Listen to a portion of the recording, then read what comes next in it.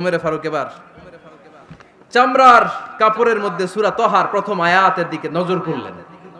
নজর করেই কোরআনের প্রেমে পড়ে গেলেন। পড়েন সুবহানাল্লাহ।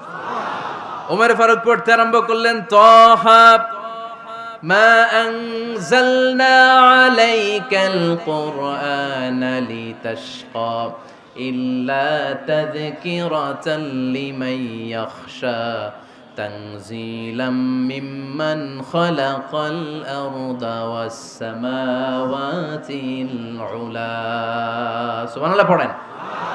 উনি পড়তে আরম্ভ করলেন, তহা মা আনজালনা আলাইকাল কুরআনা লিতাশকা, এই কোরআনকে আমি তোমাদের হতভাগ্য জাতি হিসেবে দুনিয়ায় থাকার জন্য পাঠাই নাই।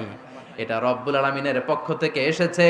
যারা রবকে ভয় করে তাদের জন্য আছে উপদেশ। যিনি আকাশ বানিয়েছেন, জমিন বানিয়েছেন, ওই আল্লাহ তাআলা নিজেই এই কোরআন পাঠিয়েছে।